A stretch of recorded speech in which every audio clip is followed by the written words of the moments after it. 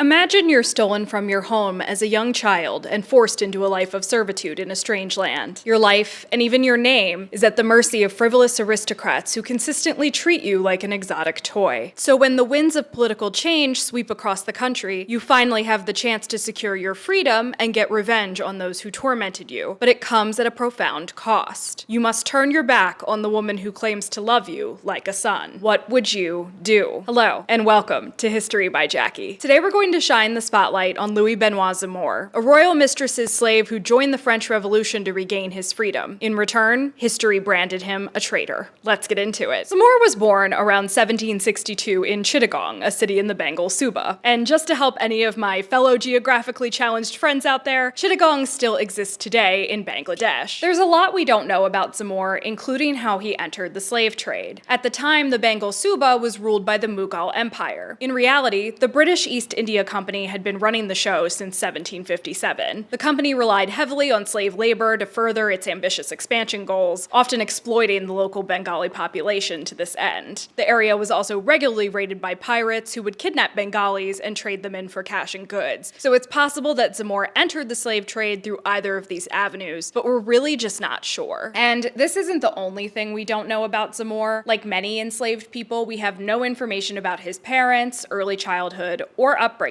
We don't even know the name given to him at birth. What we do know is that the young boy was captured from his homeland and shipped to Madagascar. Madagascar had served as a hub for the international slave trade since the 16th century, and its convenient location made it a perfect place for shipping slaves across continents. In Madagascar, Zamor was likely sold to the English captain that would eventually traffic him to King Louis XV's court. In 1773, the king gifted Zamor to the Comtesse du Barry, his chief mistress at that time. Zamor was only 9 years old when he was gifted to du Barry, and he was presented to her in a great spectacle. A contemporary biographer of du Barry said that he was, quote, clad in the picturesque costume of his native land, his head ornamented with feathers of every color, a short petticoat of plaited grass around his waist, while the richest bracelets adorned his wrists and chains of gold, pearls, and rubies glittered over his neck and hung from his ears. We'll get to that ridiculous costume a little later, but first let's talk about why the king thought that Zamor was the perfect gift for his beloved. There are two primary reasons that the king wanted to give Zamor to his young mistress. Number one, du Barry was in dire need of companionship. Her sordid past as a prostitute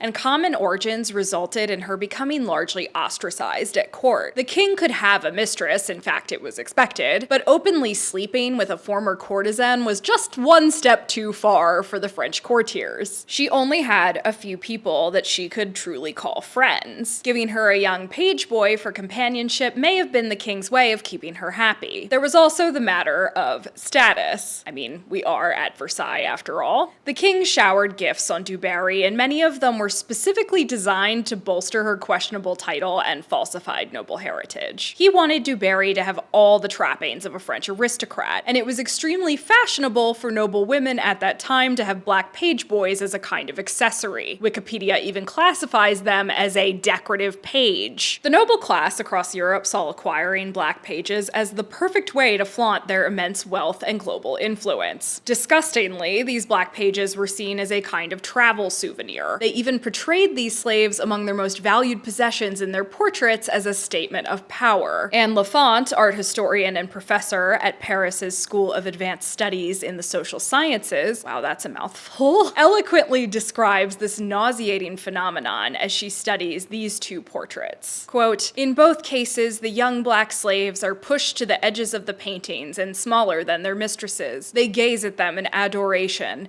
as if the painter felt compelled to show their agreement regarding the authority of the white race. And if you take a look at these images, I really think she nailed the creepy vibe here. All of this is to say that du Barry's relationship with Zamor was complicated. On one hand, it was rooted in deep-seated racism and imperialism and was inherently exploitative, but on the other hand, it's likely that there was somewhat of an emotional bond, at least when Zamor was a child. Du Barry claimed to love Zamor with, quote, the tenderness of a mother, so much so that she had him christened at the Church of Notre Dame de Versailles and declared her godson.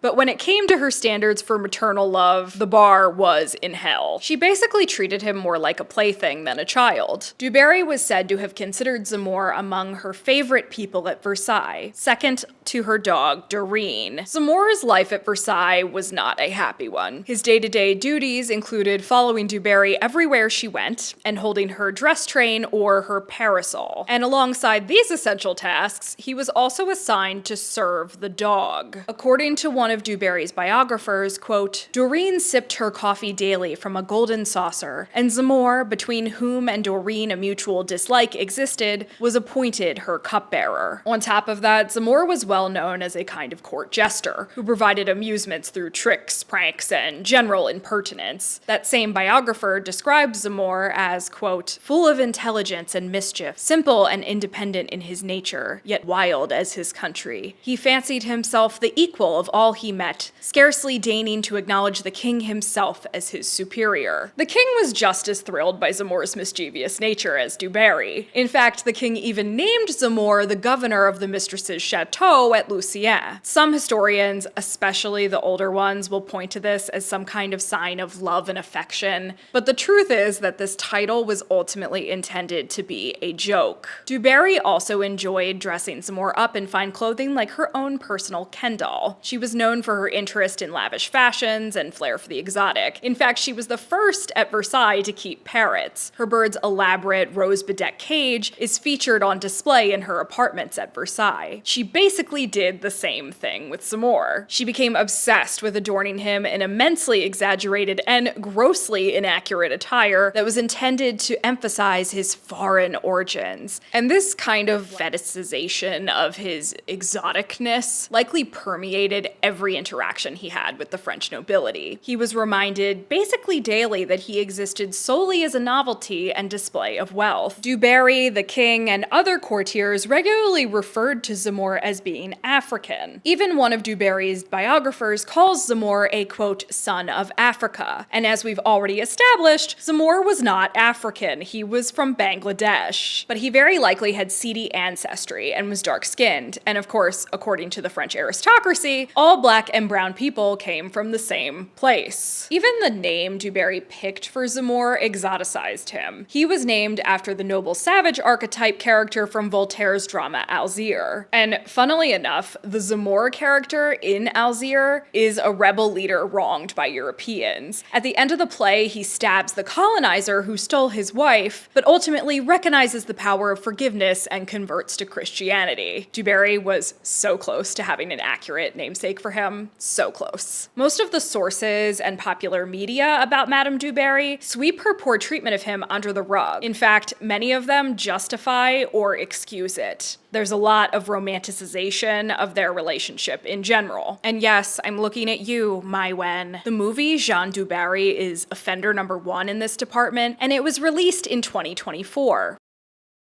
The relationship between Zamor and du Barry wasn't all bad, but it was inherently exploitative. Ignoring this degradation is not only morally wrong, but it also leaves a giant hole in the historical narrative. The way he was treated played a huge role in the trajectory of his life, and there's a pretty clear through line between all of this and his enthusiastic participation in the French Revolution. But how did a slave become swept up in revolutionary fervor? I'm glad you asked. Du Barry decided that Zamor still deserved a refined education. He immersed himself in the works of 18th century philosophical darlings, including Jean-Jacques Rousseau. Rousseau's work emphasized the concept of the social contract, the idea that people are only truly free when they legislate their own laws. This laid the ideological foundation for the eventual uprising against the French aristocracy. Rousseau's ideas about the sovereignty of the people and the importance of individual freedom resonated deeply with Zamor. I mean, no f***ing duh.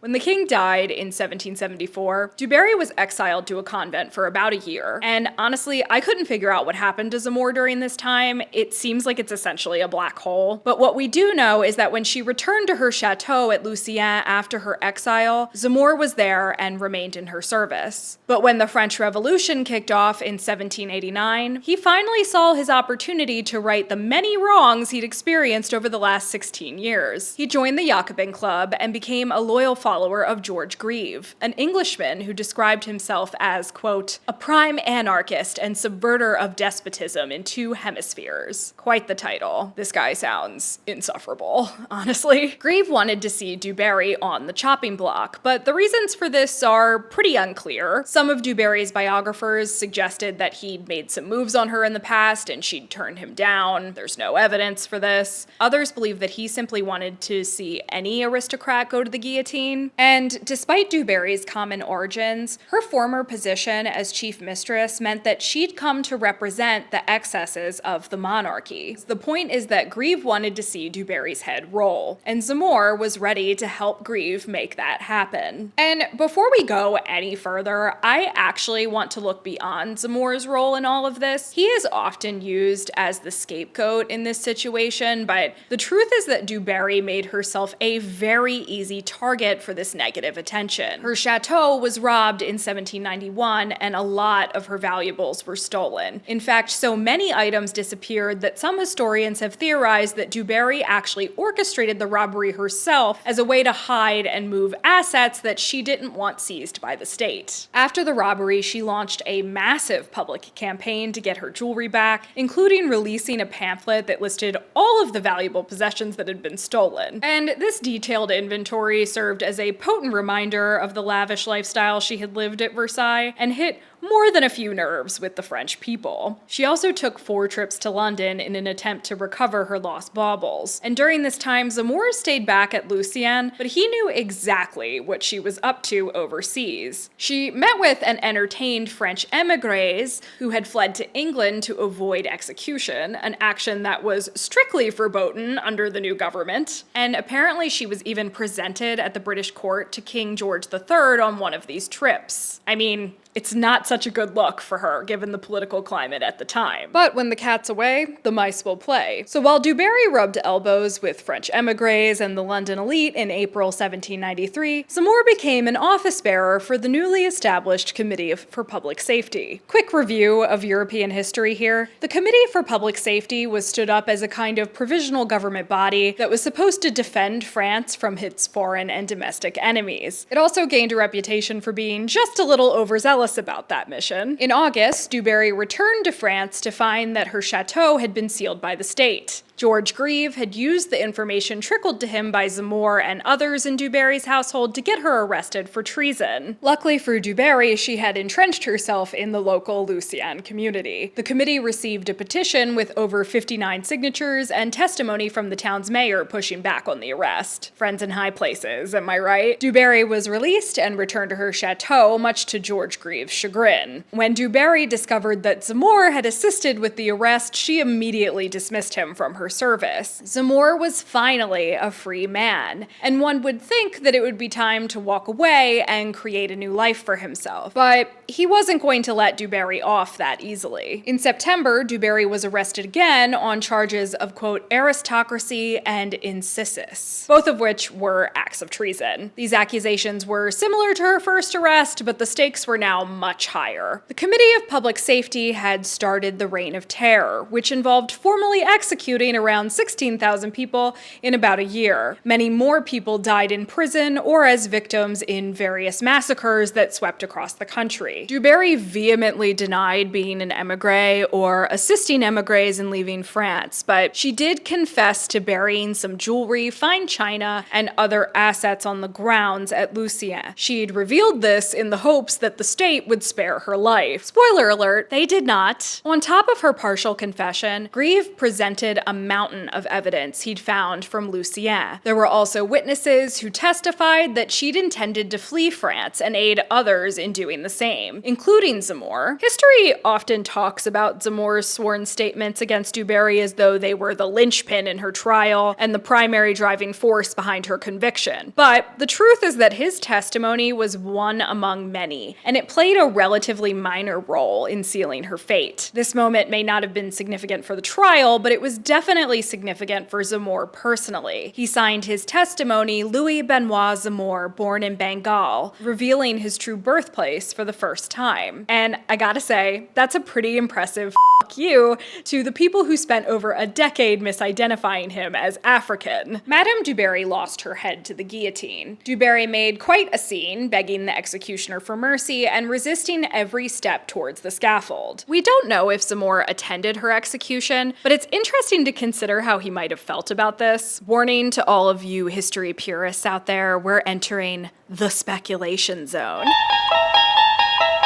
Did it bring Zamor pleasure to see the woman he'd been closest to since he was a child executed? Maybe. And honestly, when you consider how he was treated, who can blame him? Life at Versailles may not have reached the harrowing levels of the West Indies sugarcane fields or American tobacco plantations, but make no mistake about it, he was treated like a pet and a toy. And in my opinion, you don't subject people to that kind of systematic degradation and then expect them not to bite back. But I have a feeling that he likely felt very conflicted. This was a woman who had been part of his life since he was a child, and though she had made him wait on her hand and foot, he was, at the end of the day, young and impressionable when he first came into her service. And I suspect that in a world where he likely felt completely and utterly alone, Du Barry could act as a kind of pseudo-mother, at least at times, if only because of his proximity to her and age. Obviously, he grew up and then realized that she was the key problem in his life, but a bond like that doesn't just disappear overnight. So I have a hard time believing that he had no love for her at all. And in a way, that makes this story all the more tragic. Zamor had to make a decision to testify against the woman who both degraded him and possibly provided the only source of love in his life. That isn't a choice any human being should have to make, and that's only one in a parade of injustices that he experienced. But regardless of how he felt about her death, freedom did not put an end to his problems. Despite his loyalty to the committee, Zamor was imprisoned in 1794, only a few weeks after Du Barry's execution. The majority political party in France, the Girondins, accused him of acting as Du Barry's accomplice. Does that make any sense? Not at all.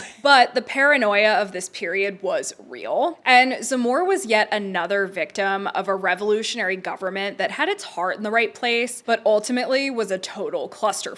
Luckily, the Girondins eventually realized their mistake and released him 6 weeks later. He had had his fill of politics and intrigue after imprisonment, so he disappeared from France. No one knows where he went for 20 years. He returned in 1815 after the fall of Napoleon. Great timing, by the way. He was swindled out of his savings by a seamstress and spent the rest of his life in Paris as a school teacher. On February 7th, 1820, he was found dead of hypothermia in his unheated apartment in Paris's Latin Quarter. The narrow room he slept in was adorned with 2 carefully framed engravings of Robespierre and Marat. So, I'm not gonna lie to you, Zamor's story is incredibly difficult to tell. And that's because oppression is the gift that keeps on giving. There weren't many sources I could find that talked about Zamor at all, and those that did only spoke about his existence in relation to Madame du Barry. And many of the sources are either completely unreliable or cast him in the role of defiant exotic or ungrateful betrayer. For example, several sources mention that Zamor was known for being surly and unlikable as an adult. Some also claim that he would often brutally beat his students later in life. And yes, all of that could be true, but I think it's also worth mentioning that these are the same sources who demonize him for betraying Du Barry, so you have to take every piece of information about him with a huge grain of salt. Zamor's perspective, and quite frankly his humanity, is just not present in the historical record or the many books and articles about this time period, and that is nothing short of a tragedy. Even after his death, Zamor continued to be evoked as a symbol of betrayal in the French consciousness. As Lise Schreier, a professor of French and comparative literature at Fordham University, describes, quote, "Between 1815 and 1914, Zamor became an ideational ghost whose presence in the culture at large bordered on saturation, neither fleshed out enough to become a full-fledged character, nor generic enough to be mistaken for another exotic being. Zamor was consistently presented as repugnant and treacherous." That's also why I think it's super important to tell his story here to the best of my ability. Zamor deserves to be remembered and examined with a modern lens. He made his way in a world that actively pushed him down at every turn, and that is nothing short of heroic. If you found this interesting, give me a thumbs up, subscribe to the channel. Anyway,